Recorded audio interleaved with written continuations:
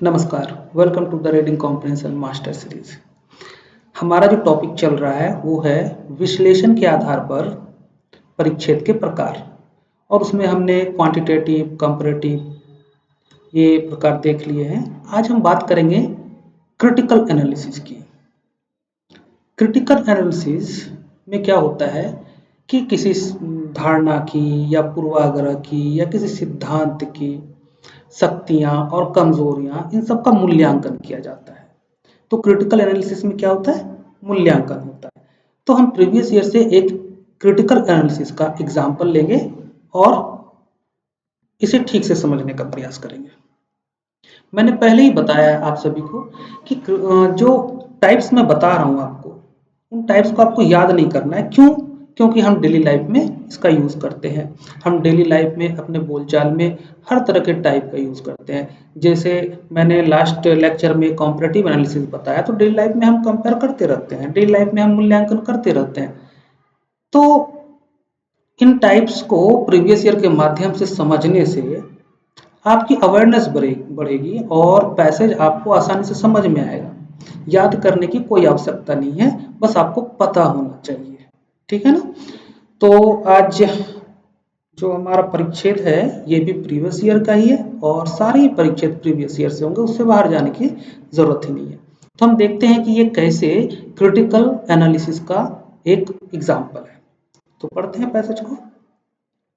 विकल्प के विरोधाभास को बुरिंदा की गधे की कहानी के द्वारा समझाया गया है। लेखक बात किसकी स्टार्ट कर रहा है यहाँ पे? विकल्प का विरोधाभास। ठीक है। 14वीं शताब्दी के दार्शनिक जिया बुरिंदा ने स्वतंत्र इच्छा शक्ति और अनेकों विकल्पों और अनिश्चितताओं के कारण चयन करने की असमर्थता के बारे में लिखा है। अब जिया बुरिंदा की कहानी बता रहा है कि इसने किस बारे में लिखा है कि जब आपके पास कई सारे विकल्प हों, अनिश्चितताएं हों, तो उस समय चयन करने में कैसी कठिनाई आती है, चयन करने में कई बार असमर्थ हो जाते हैं। तो इसी पर उसने कहानी लिखी है।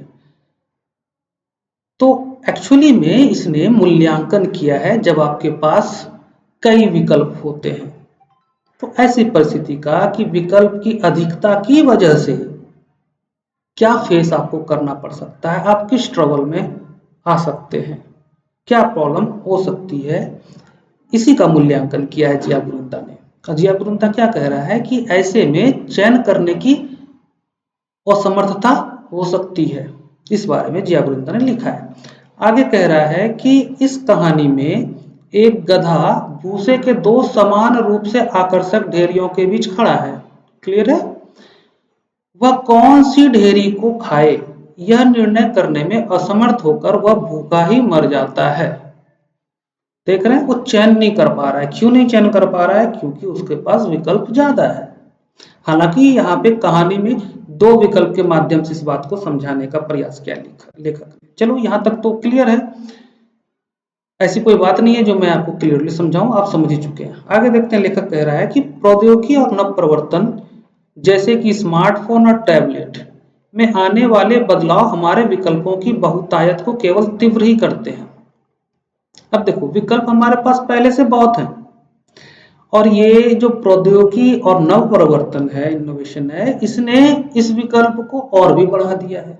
इतनी सी बात लेखक कह रहा है। आगे लेखक कह रहा है कि सतत कनेक्टिविटी और सदानुक्रियादत्त का अति उपभोग तथा सोशल मीडिया आत्मचिंतन और विश्राम के लिए कोई जगह ही नहीं छोड़ते, जिससे निर्णय और अधिक कठिन हो जाता है। अब देखिए, यहाँ पे ये एक वर्ड यूज किया गया, आपको हो सकता है कि इसके बारे में नहीं पता हो।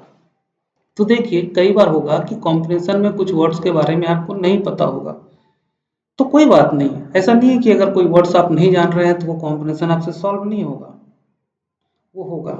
इसलिए मैं यहाँ पे इसका मतलब नहीं बताऊंगा। हो सकता है आप में से बहुत लोगों को इसका मतलब नहीं पता है, मतलब नहीं बताऊंगा, फिर भी देखना उत्तर निकलता है। तो पहले तो कहा कि प्रौद्योगिकी और नव प्रवर्तन विकल्प को और बढ़ा रहे हैं। ठीक है। उसके बाद कुछ बातें इसी के बारे में बता रहा है, सतत कनेक्टिविटी और सदानुक्रियादत्त का अति उपभोग तथा सोशल मीडिया आत्मचिंतन और विश्राम के लिए कोई जगह ही नहीं छोड़ते। बस ये समझ लो कि ये सारी कुछ चीजें हैं जिस वजह से हमारे पास टाइम ही नहीं बचता आत्मचिंतन का या विश्राम का। जीवन का रूप विकल्प में है। अब देखो ये बात क्यों कह रहा है, आत्मचिंतन या विश्राम, आपके पास इतनी समझ ही नहीं आएगी कि आप विकल्पों में चयन कर पाए किसी एक खास विकल्प का जो आपके लिए महत्वपूर्ण हो। क्यों? क्योंकि आपके पास आत्मचिंतन का समय ही नहीं है, तो आप कंफ्यूजन में आ सकते हैं। आगे लेखक कह रहा है कि जीवन का रूप विकल्प में है। अब देखो जीवन में जो भी है, जो भी जीवन में प्रकृति के द्वारा मिला है वो सभी सुंदर है। आप उसको बदसूरत कह के भी क्या करोगे, आपके बस में नहीं है, वो सभी आपके लिए है। और आप भी जानते हो कि अगर आपके पास विकल्प ज्यादा होता है तो वो सुविधाजनक होता है, क्योंकि अब आप अपनी क्षमता के अनुसार, अपनी बुद्धि के अनुसार उसका चयन कर सकते हैं। और बुरिंदा इसी का मूल्यांकन कर रहा है कर रहा है और कह रहा है कि देखो ये तो ठीक है कि जीवन विकल्प में है और आपके पास विकल्प है, तो वो आपके लिए आपको हेल्प ही करेगा, आपको मदद ही करेगा। लेकिन हम कई बार अनिश्चितताओं में फंस जाते हैं, कंफ्यूज हो जाते हैं। क्यों? क्योंकि विकल्प बहुत ज्यादा है।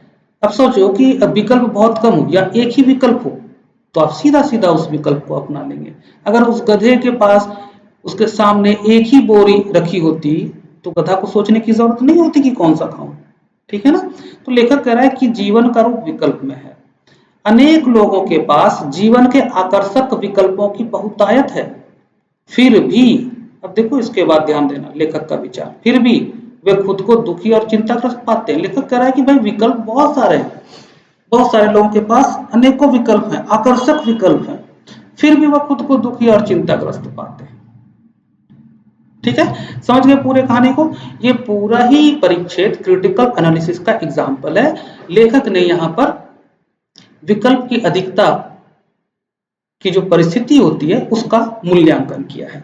इसे हम कम शब्दों में समझ लेते हैं, इंग्लिश में भी है, आप इंग्लिश में पॉज करके इसको पढ़ करके फिर समझ सकते हैं।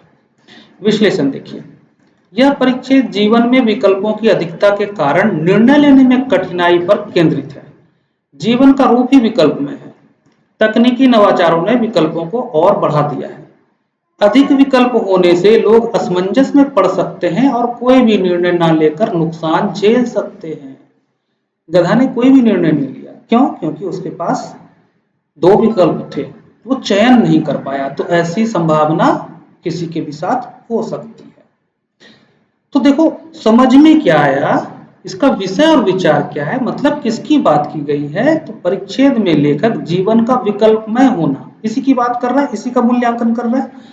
और क्या कह रहा है लेखक इस बारे में? लेखक कह रहा है कि अधिक विकल्प होने के कारण निर्णय लेना कठिन हो सकता है। क्लियर है? अब हमें इसी विचार को ढूंढना है कि अधिक विकल्प होने के कारण निर्णय लेना कठिन हो सकता है। देखते हैं प्रश्न क्या है। प्रश्न संदेश पूछा है, सर्वाधिक तर्कसंगत संदेश। हमें टैलेंट वर्ड से कोई मतलब नहीं है, संदेश का मीनिंग आपको पता होगा, मीनिंग के थ्रू नहीं निकालना है, हमें बस अपना विचार ढूंढना है कि लेखक का विचार जो ये है कि अधिक विकल्प होने के कारण निर्णय लेना कठिन हो सकता है, ये विचार किस ऑप्शन में है। ये देखते हैं। आधुनिक प्रौद्योगिकी सामाजिक संरचना को कमजोर करती है और जीवन को कठिन बना देती है। सामाजिक संरचना की बात नहीं कर रहा लेखक, लेखक सिर्फ विकल्प की अधिकता और उससे होने वाली परेशानी, निर्णय लेने में होने वाली कठिनाई की बात कर रहा है। वो विचार यहाँ नहीं है, तो ए गलत हो गया। बी देखते हैं। आधुनिक जीवन अनिश्चितता और अनंत कठिन विकल्पों से भरा है। लेखक का विचार यहाँ भी नहीं है। आधुनिक जीवन की क्या समस्याएं हैं इस बारे में लेखक बात नहीं कर रहा। सी, हम दूसरों की राय से प्रभावित होते हैं और हमें अपने दृढ़ विश्वास का अनुसरण करने की हिम्मत नहीं होती। यहाँ पे राय की भी बात नहीं की गई है, राय से प्रभावित होने की बात नहीं की गई है। बात जो की गई है, अब हम देखते हैं कि क्या वो डी में है, विकल्प की अधिकता और उससे निर्णय लेने में होने वाली कठिनाई की बात डी में है या नहीं है, इसी को चेक कर रहे हैं हम। हमारे जीवन में अत्यंत कम विकल्प होना शायद अच्छी चीज नहीं हो, शायद अच्छी चीज नहीं हो, क्योंकि लेखक ने क्या कहा है परिच्छेद में कि जीवन विकल्पमयी है, तो अच्छी बात है। तो जीवन ही अगर विकल्पमयी है और आपके पास कम विकल्प है तो शायद ये अच्छी चीज ना हो। लेखक कह रहा है, शायद कह रहा है, शायद ये अच्छी चीज ना हो। किंतु किंतु बहुत अधिक विकल्प होना भी उतना ही कठिन हो सकता है। क्लियर, एकदम क्लियरली मेंशन है कि बहुत अधिक विकल्प होना भी उतना ही कठिन हो सकता है। और इसी बात को लेखक ने गधे की कहानी के माध्यम से बताने का प्रयास किया। तो अब हम देख रहे हैं कि लेखक का विचार डी में मिल रहा है, पूरा का पूरा विचार। तो हमारा उत्तर डी है और आप श्योर है कि आपका उत्तर डी है। आपको यूपीएससी के आंसर की का वेट नहीं करना है। ठीक है, तो फिर आज की वीडियो को यहीं पे समाप्त करते हैं। अब हम मिलेंगे एक दूसरे टाइप के एनालिसिस के साथ नेक्स्ट वीडियो में। तब तक के लिए टेक केयर, बाय बाय।